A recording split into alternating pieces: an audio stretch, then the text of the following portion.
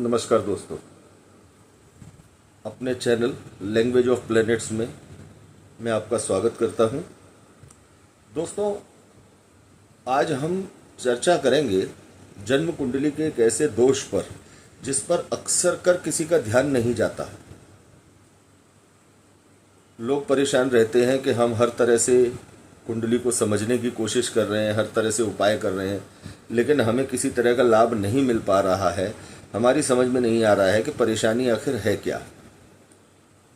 दोस्तों, जन्म कुंडली के 12 भावों में से अगर किसी भाव में मान के चलिए, जैसे लग्न में 1 नंबर राशि लिखी हुई है, अर्थात 1 नंबर के स्वामी मंगल हैं, यानी लग्न के स्वामी मंगल हैं, और मंगल अपने 1 नंबर से 6ठे भाव कन्या राशि में या 8वें भाव वृश्चिक राशि में, भले ही वृश्चिक राशि मंगल की अपनी राशि है, बैठ जाएं, तो ये लग्न के फलों को प्रॉपर तरीके से नहीं दे पाएंगे, लग्नेश की प्रॉपर भूमिका नहीं निभा पाएंगे। ये परेशानी सभी ग्रहों के साथ होती है, चाहे वो शुभ ग्रह हो, अशुभ ग्रह हो, कोई भी ग्रह हो, अच्छी स्थिति को ये ग्रह बिगाड़ देते हैं।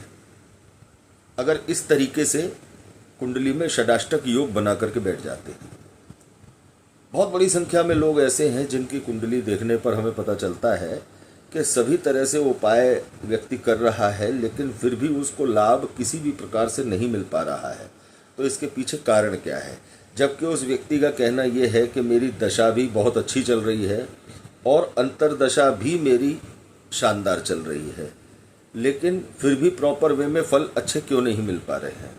इसके पीछे का एकमात्र कारण जब देखने को मिलता है कई बार, तो ये देखने को मिलता है कि मान लीजिए कि लग्नेश की दशा चल रही है और लग्नेश के अंदर दशमेश 10th लॉर्ड की अंतर्दशा चल रही है, और कुंडली के अंदर अगर 10th लॉर्ड का और लग्नेश का आपस में षडाष्टक योग बना हुआ है, अर्थात लग्नेश से दशमेश 6वें या 8वें भाव में बैठा हुआ है, तो वो प्रॉपर वे में जो अच्छे फल मिलने चाहिए थे वो नहीं मिल पाते हैं।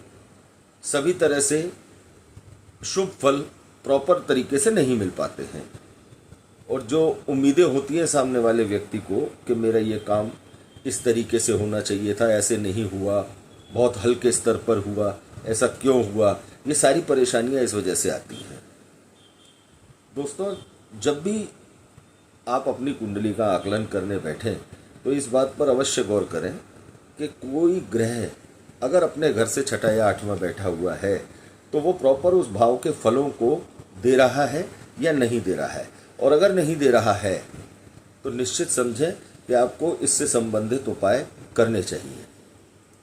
सबसे पहले तो चाहे ग्रह कोई भी हो, आपको एक उपाय अवश्य करना चाहिए। भगवान शंकर के मंदिर में जलाभिषेक करें काले तिल डालकर, जिससे कि किसी भी ग्रह का शुभ प्रभाव समाप्त होता है, कम होता है। और जो ग्रह षडाष्टक योग बना करके बैठा हुआ है अपने घर से, उसका उपचार अवश्य करें, उसी ग्रह से संबंधित उपाय भी करें। संभव हो तो उस ग्रह षडाष्टक योग जो बना रहे हैं दोनों ग्रह, उनसे संबंधित एक अच्छा रुद्राक्ष कॉम्बिनेशन भी गले में धारण करें। दोस्तों, ये बहुत दिक्कत देने वाला दोष है। इस दोष के चलते बहुत से लोग अपने जीवन में परेशान रहते हैं। तो मित्रों, हमारा आपसे सिर्फ इतना ही निवेदन है कि आप अपनी कुंडली में इस दोष को अवश्य देखें। अगर इस तरह की कोई समस्या है तो उसका निराकरण अवश्य करें। दोस्तों, अपने अगले वीडियो में हम बात करेंगे मिथुन लग्न के अनुसार रुद्राक्ष कॉम्बिनेशन की। धन्यवाद दोस्तों।